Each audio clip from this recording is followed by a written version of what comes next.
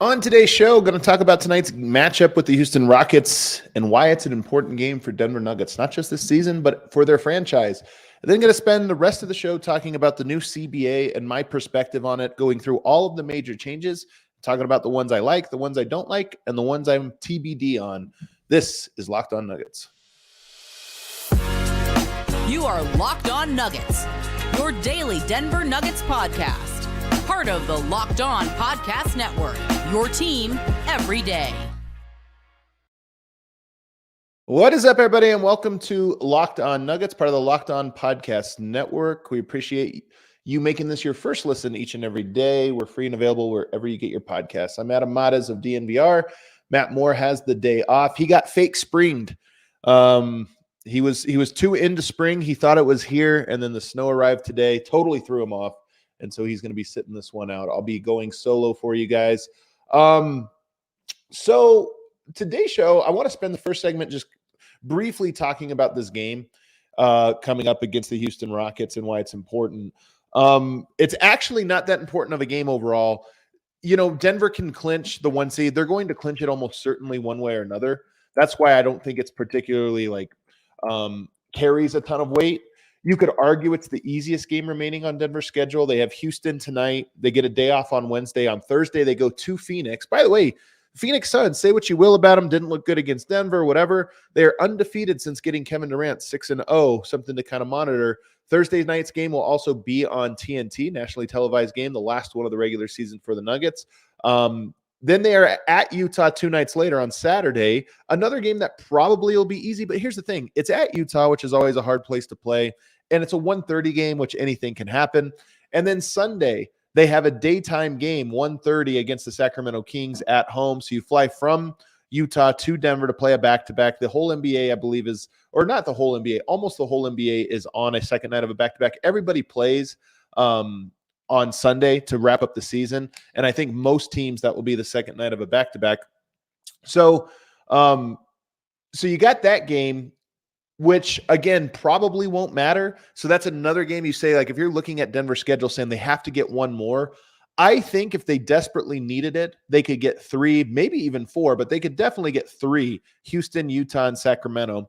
But you would always love to just wrap things up and then be able to pick and choose how much you play. If Denver wins tonight, it will be the first time in franchise history that they have won the 1 seed in the Western Conference. They joined the NBA in 1976. Before that, they were in the ABA for 8 or 9 years. I don't remember the exact. I'll have to look it up to see the exact number of years. And they won the ABA. I mean, the ABA started with like 10 teams, and so it wasn't a very big league, and it would be divided into 2 divisions, basically an East and a West. And Denver won the Western Division 3 separate times. I believe 1970, 1975, and 1976. They went to the ABA championship in 1976. So they had success as an ABA franchise. Of course, you had Dan Issel, Byron Beck. You had some of the old timers that are hanging up in the rafters there. They had good teams, but it was a 10-person or 12-person league or 12-team league. Is kind of small. Joining the NBA, obviously a much bigger league. They've never come in first. They've had 50. Denver now at 52 wins. If they win tonight, they'll get to 53, which will tie the 5th best record. So there'll be 6 teams in NBA history for the Denver Nuggets that got 53 wins. I believe I got that right. Let me look at this up just to be perfectly clear that I didn't mix this up. Let's see, 2 of those were an ABA season. So yeah, you had 52 wins this year. You had 53 in 2010. You had 54 in 2009 and 1988, respectively, as well as 2019. This was a Jokic era, 2018-19, when they got 54. And you had 57 in 2013. So that's 1, 2, 3, 4. Yeah, so this will tie the 5th best record in NBA history. You did have 2 60-win seasons in the ABA, but this will tie a top 5 wins as an NBA franchise.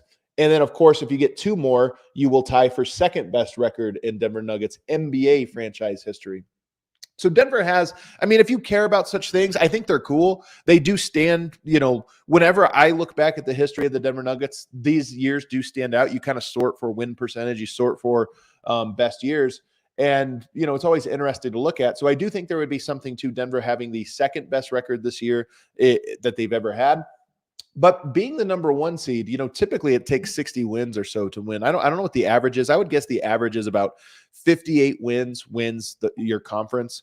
So the fact that Denver has a chance to do this with just 53 is a little bit of an anomaly, but it's still cool. It's still a big milestone, and it would be one of those ones that goes in the record books. When I think about best teams all time in the Denver Nuggets era, you have to go with the teams that made the Western Conference Finals. You just have to go. You have to start with those because I think playoff success means the most. And in that, you get 2020, obviously the bubble year. You get 2009, which everybody thinks about, the 6-game series with Chauncey and Carmelo losing to Kobe Bryant. You get 1985, which is the famous Fat Lever and Alex English year. And then you go all the way back to 1978 before that. So the 4 teams. That's where you kind of start playoff success. Then you start to go to regular season and you get, okay, well, the 2013 team had the best regular season. They got injury luck going into the playoffs, but they can at least have a conversation. I don't think anybody thinks the 2013 team is the best Nuggets team ever, but they at least get mentioned in the conversation. Depending on what Denver does in the playoffs this year, this is another piece to say, hey, this was the first year they ever won the conference. In a pretty flat year, but they still won the conference. That automatically gives them a little bit of okay, this team stands out and they have a leg to stand on as best ever. So I think it's kind of a cool thing tonight and reason to sort of be excited for this game. There's a little bit of historical implications. I've talked about this before, but I believe Michael Porter is now 13 threes away from having the single season record for most threes in a season. He is currently at 179, surpassing his previous healthy season, 2021, where he got 170. So it's pretty impressive that Michael Porter Jr. has 2 seasons of being in the top 5 in threes made. Now, Jamal Murray is only 2 behind his last year record. So Jamal Murray, one more game, he's likely to pass Michael Porter Jr., or at least tie Michael Porter Jr. and be in a top 5 season. So it's cool that Denver has 2 players, 168 for Jamal Murray, 179 for Michael Porter, who are within striking distance at least of that single season record. And if Michael Porter Jr., he averages 3 threes a game. He's 13 behind. There's 4 games left. I don't think he plays in all of the games, but if he were at his current rate, he would come 1 shy.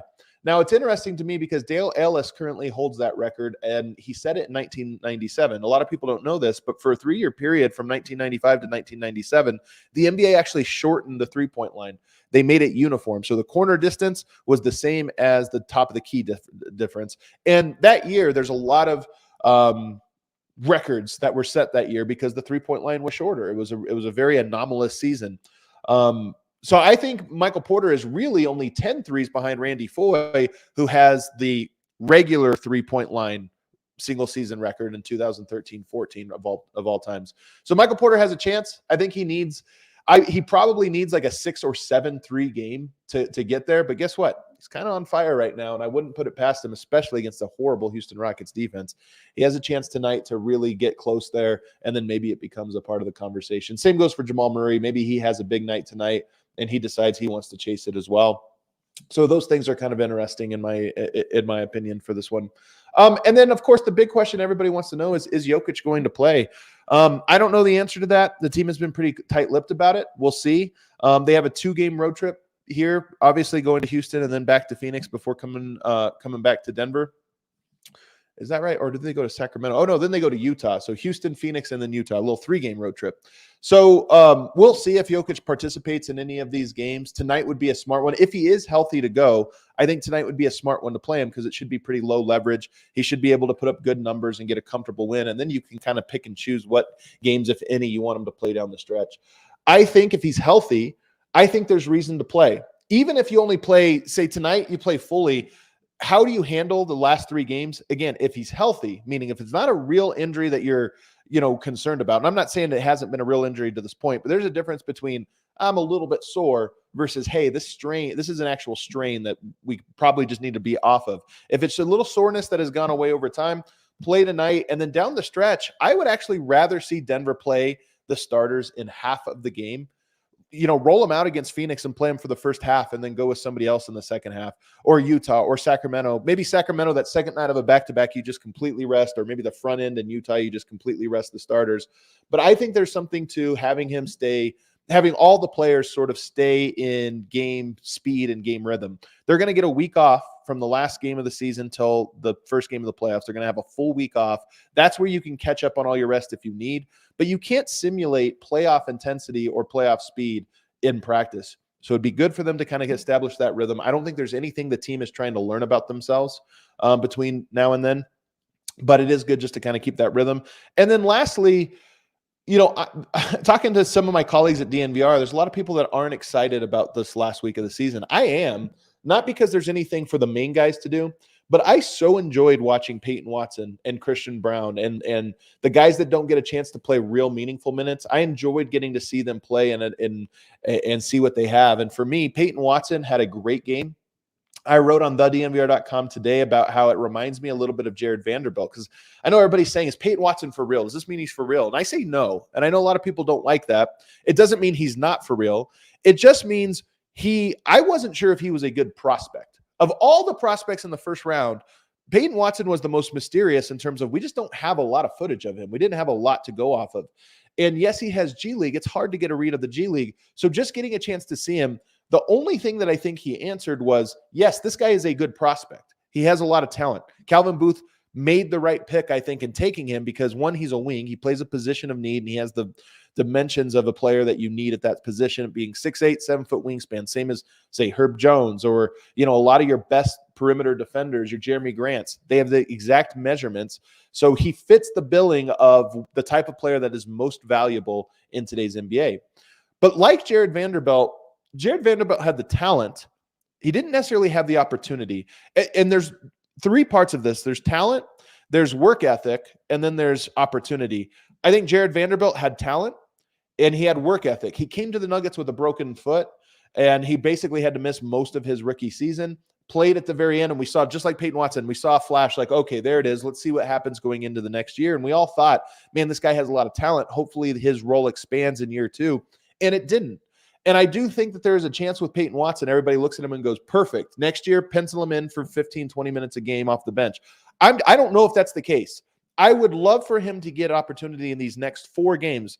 Right now, we have basically a 1.5 game sample size. We have last game, and we have a half a game against the Phoenix Suns where, you go, okay, he looks pretty good. If he plays the same way over the next 4 games where you go, wow, this guy is really good, I don't think he's going to break a playoff rotation. I've seen some people throw that out.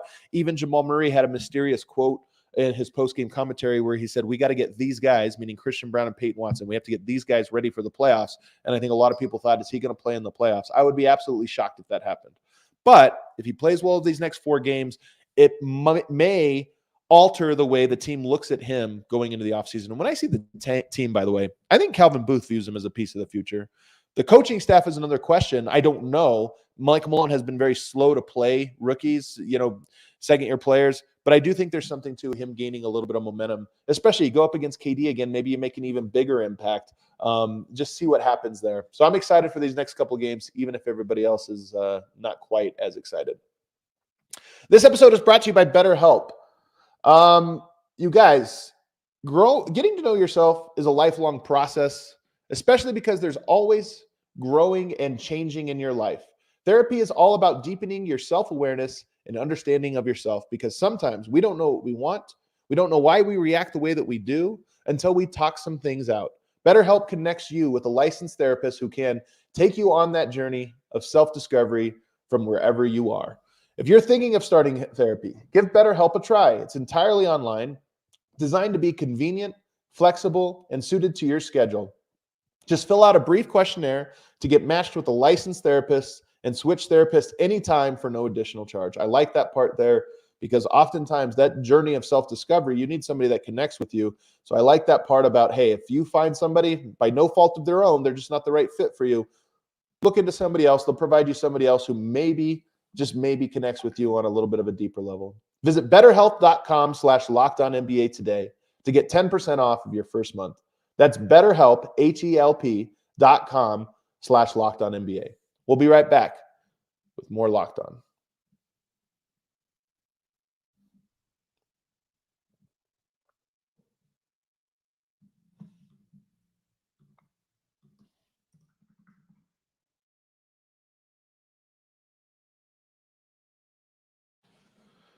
Back here on Locked On Nuggets, Adam Otta's flying solo. Matt Moore will be back tomorrow.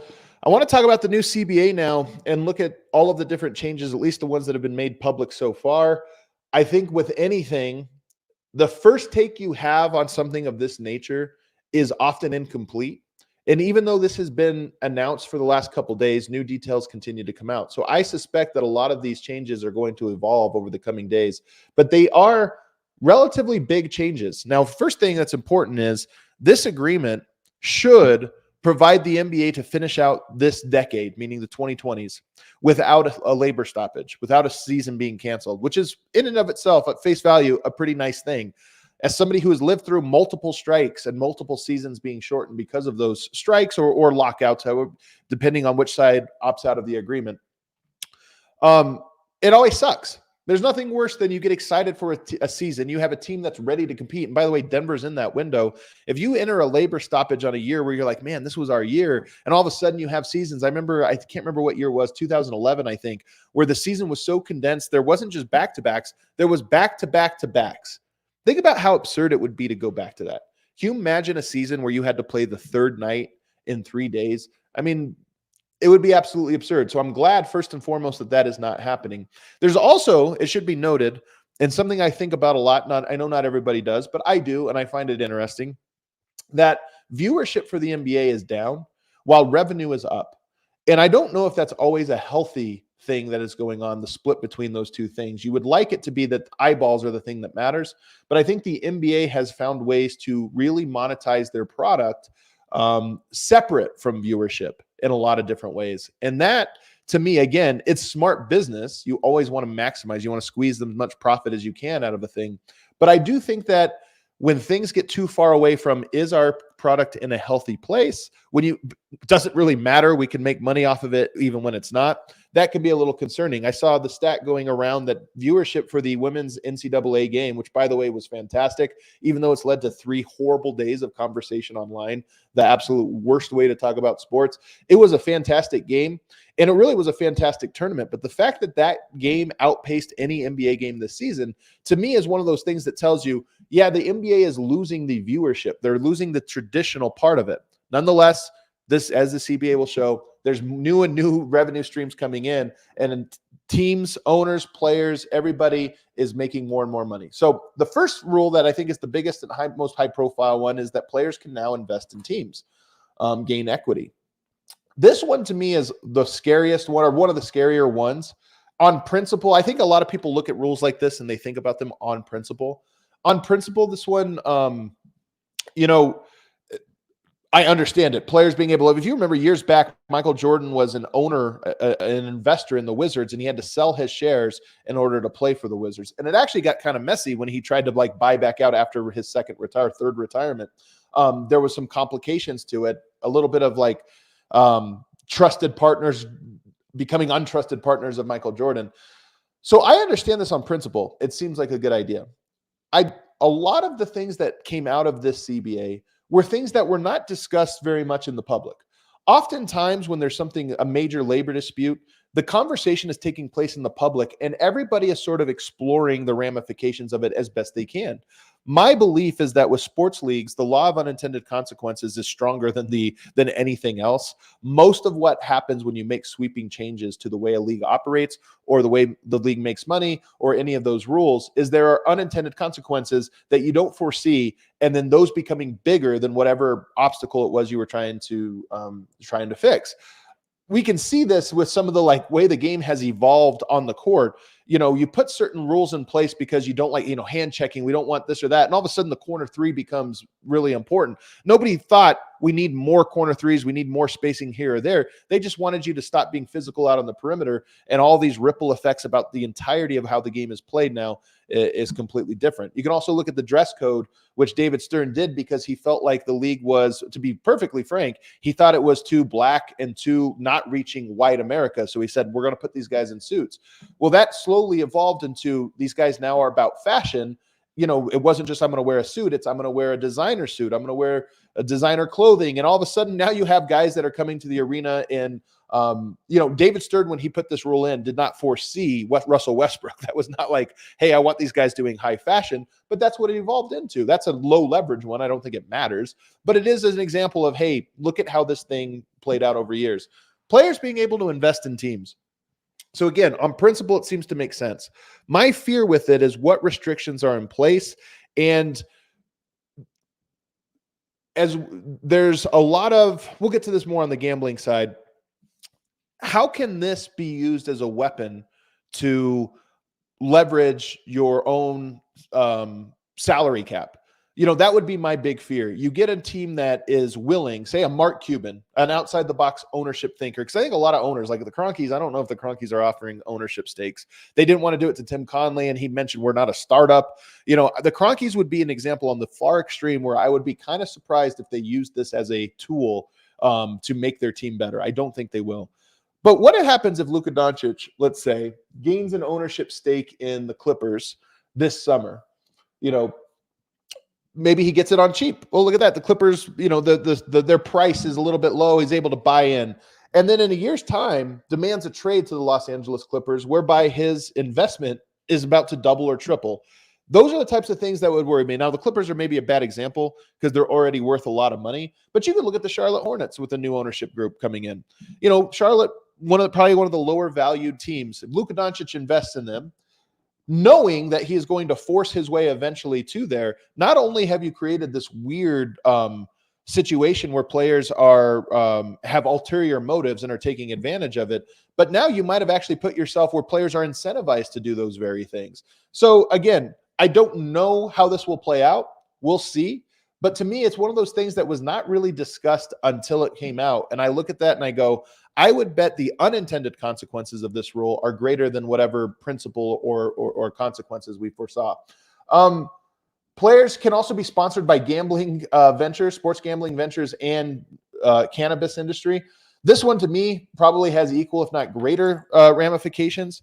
People don't know this, but NBA players, the amount of people that are trying to scam players out of money is pretty out of control. And there have been high-profile players. I think a lot of people think, oh, this is just, maybe the dumb players. We watched the documentary. This guy was dumb and he let somebody manage his money. Tim Duncan got taken, a guy everybody considers to be a very thoughtful, smart, and conservative, meaning he's not out there flashing his money, got taken for a lot of money, had to go to court for many years and sue somebody. Mike Miller, another guy that got taken by his financial advisor for some shady practices. And by the way, was somebody that was recommended by Mickey Harrison's son, and when he was with the Miami Heat, meaning the owner's son is saying, hey, talk to this guy, he's great. You invest with him in some company you don't understand, and all of a sudden you get taken. Well, what industries are more clouded and shrouded in mystery than the cannabis industries and the gambling industries? These, to me, are two industries that are very volatile and very concerning. So opening this up and saying, hey, if the NBA is doing it, why don't we just allow the players? To me, again, the law of unintended consequences is a little too strong here. On principle, is it right to say, hey, if the NBA is doing this, the players should? Of course. But it's another one I look at and I just say, is this actually good for the league?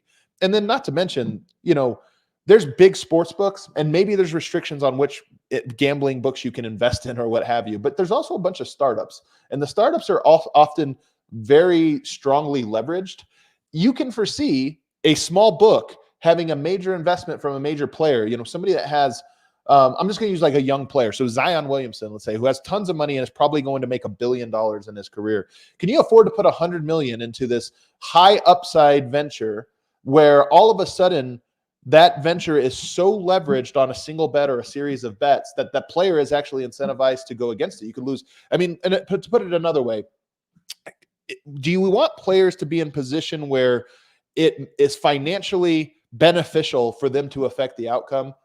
Whether or not they do it or not, the integrity of it, whatever, you just don't want to be in those positions. So to me, that's a little bit concerning. The sides agreed to the smoothing of the salary cap once the next national broadcast rights deal is struck.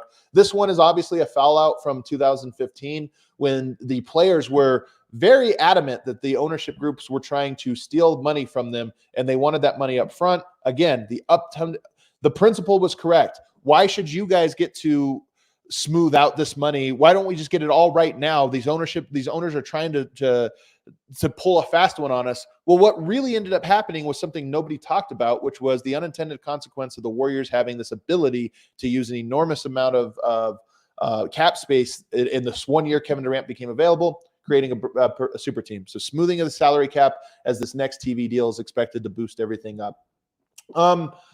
Then the salary cap is increasing. I talked about this one in the last segment. I referenced it earlier on that the NBA is making more money off of things. They are now going to add basketball-related income. It's not every way that a team makes money, but it's now more and more ways as time goes on. And now one area of basketball-related income that is being increased is that this will be for let me see here.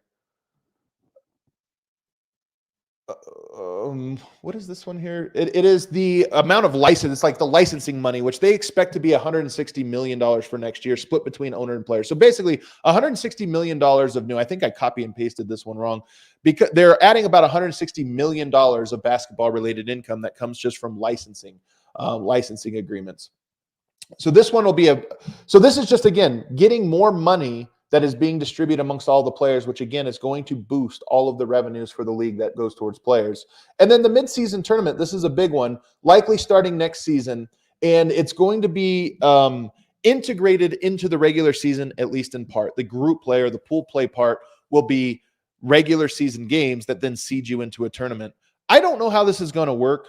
I'm interested in principle in trying to make the regular season interesting, and I'm interested in a tournament that maybe is separate. Right now, it feels so foreign to American-born players. I know it's way more common in Europe.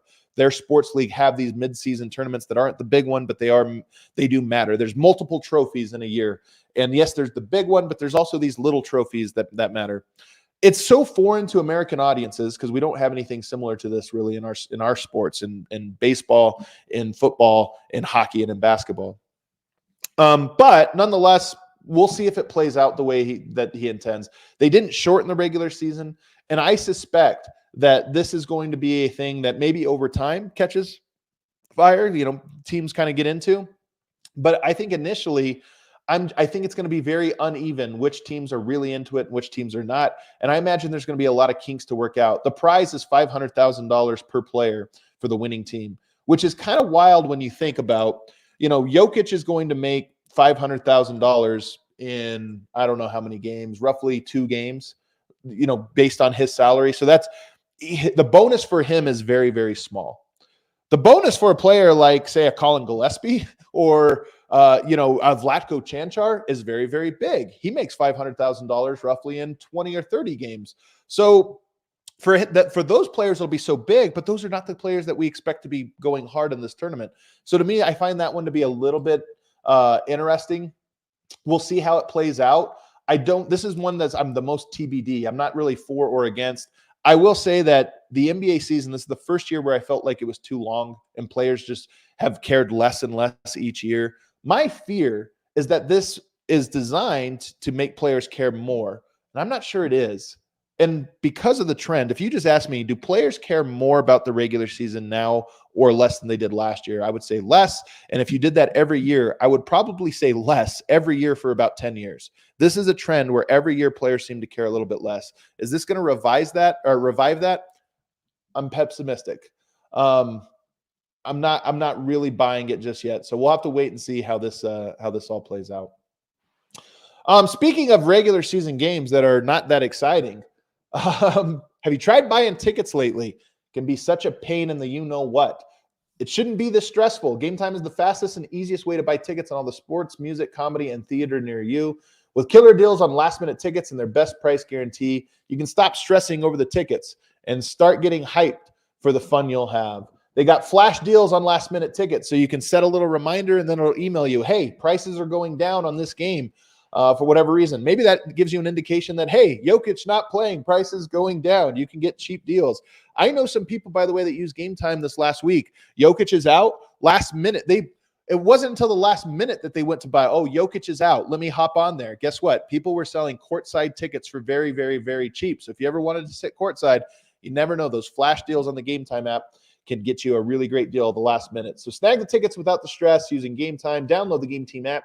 Create an account and then use promo code LOCKEDONNBA for $20 off your first purchase. Terms apply again. Create an account at redeem code LOCKEDONNBA for $20 off. Download Game Time today. Last minute tickets, lowest prices guaranteed. We'll be right back with more Locked On Nuggets.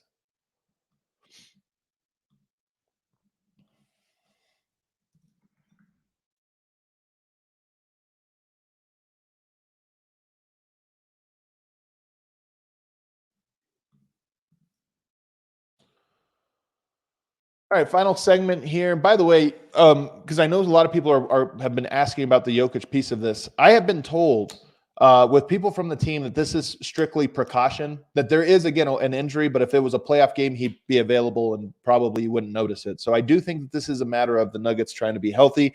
And by the way, Jokic has been in the playoffs 4 times. The team has been shorthanded in meaningful ways every single year.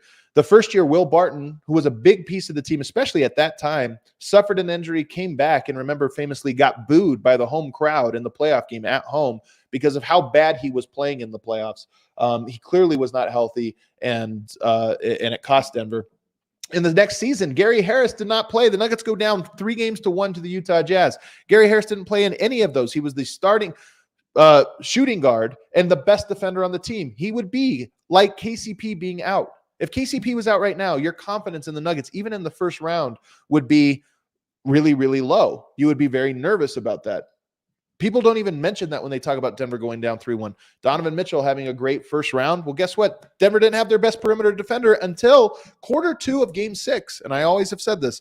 After the first quarter, Donovan Mitchell in game 6, I think, had like 20 points in the first quarter. After that, I think he scored 30 points total over the next 7 quarters. Gary Harris made a huge impact on that. The following year, the following 2 years, you of course don't have Jamal Murray. And then in the last year, you don't have Jamal Murray or Michael Porter Jr. The Nuggets have been short a starter or a 6th man every single playoffs. That's wild. That's wild. So for me, Denver being extra cautious makes perfect sense.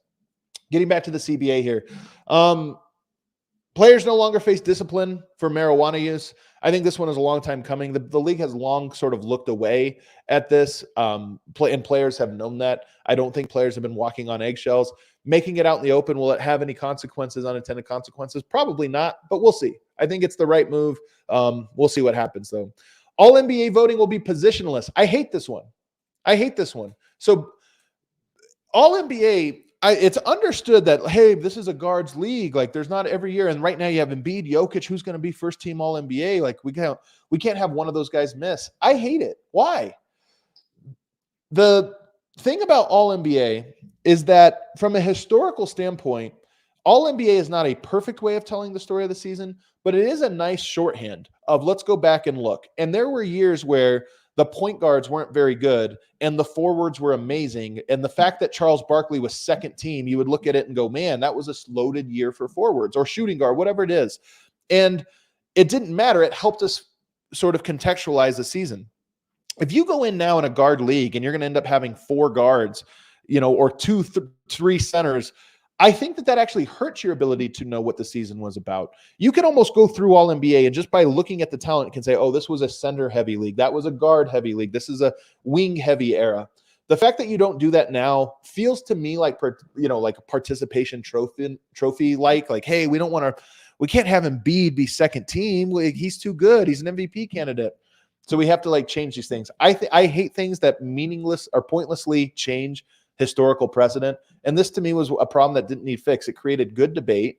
It was fun. And now we're going to have all NBA teams that are like, that's not a team. That would never make sense. I don't know what the guards are. I don't know what the wings are. So to me, that's a small thing, and I just don't like it. They also made the rule where you have to play 65 games. Again, I feel like the NBA keeps trying to not fix a problem, but adjust to a problem. Players don't like to play games. They load manage. They take time off. Well, rather than try to fix that, they just try to adjust. And what I don't like about this is there's 65 game minimum. Okay, that should be a good thing. Even though only one MVP has ever played fewer than 68 games. That was Bill Walton. He's the only one. And now you have 2 of the candidates that would fall below that 68 threshold. So they made it 65 even lower. But what I don't like is reportedly there's a bunch of conditions that make this a soft number. meaning a player could theoretically have 60 games, but still qualify for the MVP because like, well, there was only 65 and then this happened and that. And I just don't like it. Like at what point does it just not matter that you put a line in? If you draw a line in the sand, but it's a soft line, it's not really a line at all. So for me, I understand the intent. I don't know that it's going to work out the way everybody wants, but we'll see. Maybe next year, this, encourages, like if it happened this year, does Embiid play in Denver because he's like, I really want that MVP and I can't afford to risk it? I don't know. So maybe it works, but I have a feeling that it's going to be too soft of a rule that will be like, okay, come on. There are changes that are being made to penalize the highest spending teams that far exceed the luxury tax. This is, of course, the teams like the Clippers and teams like the Warriors who have I've talked about this a lot, but back in the day, you had billionaires that owned teams and a few millionaires that weren't quite billionaires, but billionaires, and they ranged from 1 billion to 5 billion. Now your ownership groups range from sub-billion to 70, 80 billion dollars. So much money that the ordinary taxes that you put in place just didn't affect a Steve Ballmer. They might have affected a Mark Cuban, but they're not going to affect a Steve Ballmer who has 70 million and, I lost $40 million this year because my luxury tax payments were so high. That's like losing 20 cents to the average person. So they had to put in some stricter rules. Clearly, there were ownership groups that were no longer concerned about the spending and the tax. So they changed them. The new CBA creates a tax apron, $17.5 million above the luxury tax line, and teams that exceed it will not be able to use the taxpayer mid-level exception to add a player, nor will they be able to bring back more money in a trade for the money that they send out. And this has had real implications on the margins for those teams that are spending a lot. I don't know what we're going to call this, a second apron, the super apron, whatever it is. But the teams that would apply to this year are the Clippers, Warriors, Bucks, Celtics, Mavericks, and Suns. And if you think about, those are some of the best teams in the NBA, and they're all teams that have players that they added through those exceptions or on the margins that will help them round out their roster to make it more complete. I think that this is ultimately a good rule. I fear the law of unintended consequences again, but on this one, you had to start to look at this and say, hey, there are some teams that just don't care about the penalty. How do we make it harder? And I think one way that a team best rounds out their roster is with those taxpayer mid-level exceptions. So being able to take that out, I do think will affect your PJ Tuckers, your role players that get added late in the roster construction, but make a huge difference. I think it'll balance that out.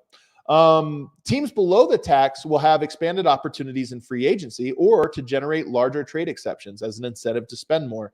So I think this is trying to affect it in two ways. The teams that have those deep pockets and are willing, especially they're in big markets, to spend ridiculous amount, let's make it a little bit harder for them. Once they go above a certain line, let's make it a little bit harder for them to have an advantage, and let's make it a little bit easier for the teams that are way down here to catch up. I think these are ultimately a good moves. We'll see how they play out. Again, we'll just see if teams are able to take advantage of this. The luxury tax brackets will rise yearly as much as the salary cap does. Under the previous CBA, they did not. They were locked in at $5 million increments. Now, if the cap jumps up a lot, those numbers will expand a lot. And I like this one too, in an effort to help teams retain players, veteran contract extensions can start as high as 100% of the previous year. It was 120% before. So you go up a little bit on what you can sign your own veteran players. I think this one affects Bruce Brown specifically, where Denver can now offer him a little bit more money than it previously thought. So their odds of retaining him maybe go up a little bit. And then this also works for non-max rookie contract extensions, which is big for Christian Braun. Eventually, Christian Braun will be a non-max player, but he'll be a rookie. And your ability to give him 5 years instead of 4 allows you more team control. I like this one because I think these are the type of, we always talk about superstars forcing their way. I still think that's going to happen. Like superstars make so much money that I don't think it actually matters to them.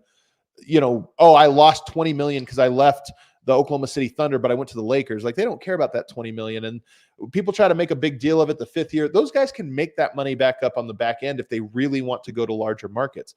The guys like the Christian Browns are the one to me that's like, hey, that's the one where you should be able to extra incentivize a player to stay with you. And this is like a Christian Brown rule to me. The ability for Denver to have him for the next 3 seasons and then offer him a 5-year extension where you control his rights for 5 years, that gives you a huge advantage if you feel like you found the perfect role player that you would rather be your role player rather than a guy that makes his name there and then goes to another bigger market. There's a third 2-way player contract allowed per team. I just like this one because I think it gives you an opportunity.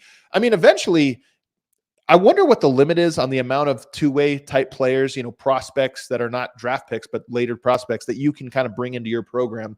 Maybe it's healthy for a league that a team ends up being able to create a whole secondary team of prospects that they control. I don't know. But a third one, I do think it's intriguing, and I think it benefits the smarter scouting teams. So hopefully that's Denver.